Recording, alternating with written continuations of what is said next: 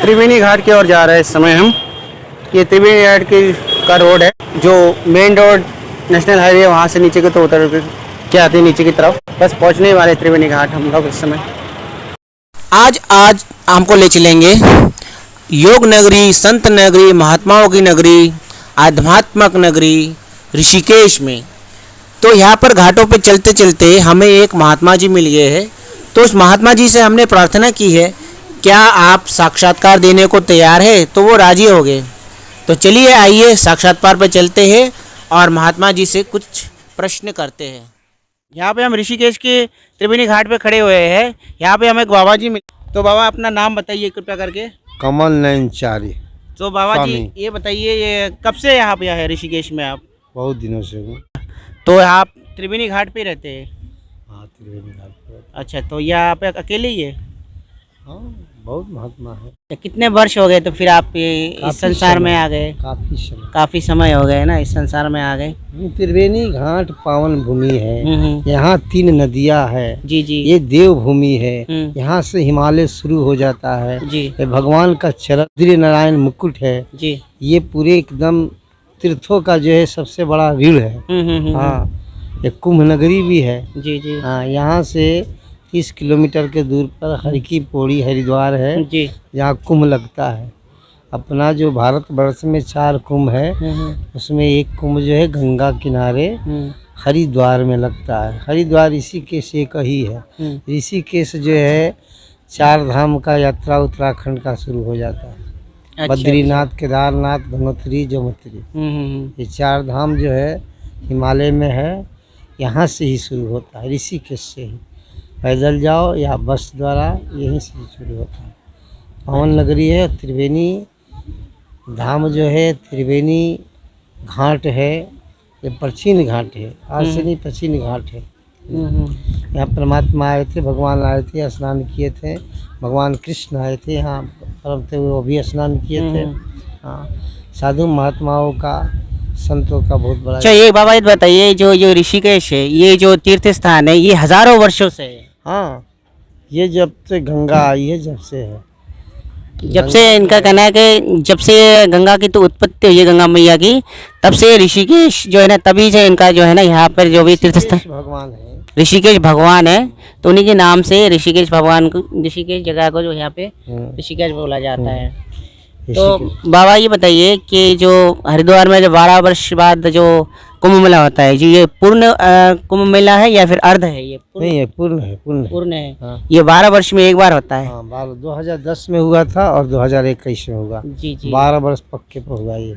तो इसके बारे में कुछ जानकारियाँ है? प्लीज बताइए कृपया करके। हाँ, कुंभ जो है अपना भारतवर्ष में इसलिए लगाया जाता था कि समुद्र मंथन में देव और असुर दोनों जो है मंथन किए। उस मंथन से 14 रत्न निकला। 14 रत्न में से एक बीख का रत्न निकला जो भगवान शिव ने पीकर इसी पहाड़ पर जो है नीलकंठ भगवान नाम का वो नीला कंठ हो गया पीने से, इसी पहाड़ पर है। और एक अमृत का निकला घड़ा। जी जी। वो अमृत का घड़ा लेकर दानों लोग भागने लगे, तो उससे भगवान ने छीन कर 4 जगहों पर जो है देवताओं को अमृत पिलाते हुए 4 जगहों पर छलका। एक नासिक गोदावरी नदी किनारे, एक उज्जैन क्षिप्रा नदी किनारे, एक प्रयाग गंगा जमुना सरस्वती किनारे, एक हरिद्वार गंगा नदी किनारे। जी, शिव का कथन से ये कि जो है निश्चित समय होता है, कुंभ लगेगा, कुंभ लगाते हैं। इतनी जानकारी तो हमें भी नहीं थी। आज आपसे बहुत जानकारी प्राप्त हो रही है हमें, तो हमें बहुत ही खुशी हो रही है कि आपसे हमारी मुलाकात हुई। तो हमने आपको रिक्वेस्ट किया कि बाबा जी थोड़ा आपसे बातचीत कर ले, क्योंकि इतनी जानकारी हम तो, हमारा उम्र ही कितनी, हमारी 25-26 साल है, तो इतनी उम्र में हमें इतनी जानकारी है नहीं। लेकिन आप जैसे महान ऋषियों से मिलके हमें इतनी जानकारी प्राप्त हो रही है, क्योंकि भारतवर्ष जो है ना हमेशा ऋषि मुनियों का देश रहा है, और हम चाहते हैं कि आगे भी इस तरह से ऋषि मुनियों का देश और आपका सम्मान हम लोगों के लिए बना रहे, और हम आप जो है ना हमारे लिए हमेशा पूजनीय होते रहे। तो इन ऋषि मुनियों के बारे में थोड़ा आजकल की जो युवा पीढ़ी है कहीं ना कहीं अपना कहीं रास्ता कुछ भटक रहे हैं। तो इस बारे में थोड़ा उनसे थोड़ा कुछ कहिए कि क्या जो भी विषय है। संतों ने कहा है कि आग लगा आकाश में बरनन लगे अंगार, संत नहीं होते जग में तो जलमर था संसार। ये संत की कृपा है कि इस देवनगरी में आप पधार। अपना युवा पीढ़ी जो है पूरी तरह भटक गया है। इसमें भटकने के कारण कुछ राजनीति है, कुछ पश्चिमी सभ्यता का देन है। एक चीज़ मैं आपको यहाँ पर रोकना चाहूँगा, माफ़ कीजिएगा, कि जो मैंने कई बार देखा भी है और मैंने कई बार अपने कई महान संतों से सुना, आप जैसे कि जो पश्चिमी सभ्यता, पश्चिमी देशों के जो लोग हैं, हमारे जो हिंदू धर्म है, उनको जो धर्म परिवर्तन के लिए मजबूर कराते हैं, लोभ दे के या फिर प्रलोभन दे के, जो भी है, तो ये तो बहुत ही गंदा काम हो रहा है हमारे देश में। तो इस पर रोशनी डालिए। हमारे भारतवर्ष में बहुत अच्छी गरीबी, इस गरीबी को प्रलोभन देकर वो जो है अपना मौका का फ़ायदा उठा लेते हैं। उनको जो है दवा देकर, शिक्षा देकर, पैसे देकर, बेरोजगारी से रोजगार देकर उनको ऐसे अपना लेते हैं, लगता है कि माँ बाप उनके लिए मिल गए। खासकर मैंने देखा ये छत्तीसगढ़ या उड़ीसा साइड में ज़्यादा होता है।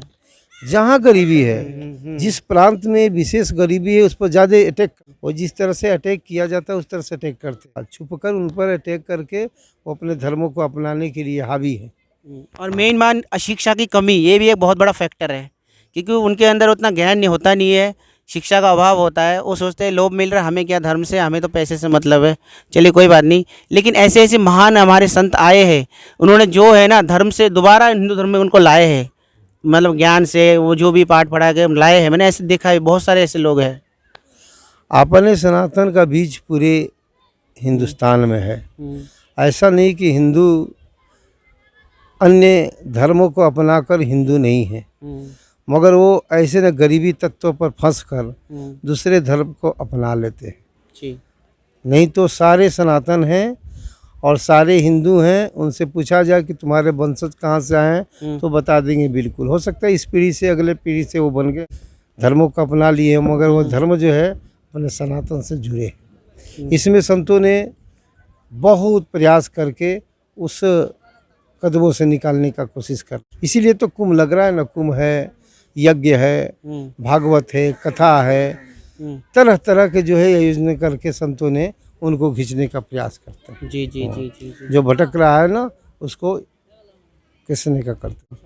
युवा पीढ़ी में थोड़ा सा बहुत पश्चिमी सभ्यता का मैंने बताया, इस पर यापन बहुत विशेष ये ज़्यादा महानगरों में देखने को मिलता है। जैसे दिल्ली है, बंगाल है, जी जी जी, और बम्बई है, बेंगलोर है, बड़े बड़े महानगरों में तो बहुत कुट कुट कर जो है बच्चे पैसा कमा रहे हैं, मगर बाहर हैं। उनकी रहन सहन खान पान जो है बिल्कुल एकदम पश्चिमी। हाँ, लगता ही नहीं कि भारतीय हैं। अपने भारतवर्ष में तो वैदिक सनातन धर्मों से उठते थे। वैदिक सनातन धर्मों से हवन, पूजा, यज्ञ, सूर्य नमस्कार, माँ गंगा का दर्शन, ये सब बखर ये सब जो है आज तीर्थों में तो एक तरफ का जो है पिकनिक या एंजॉय, ये सब मने वो माइनर लगता है कि तीर्थ है नहीं।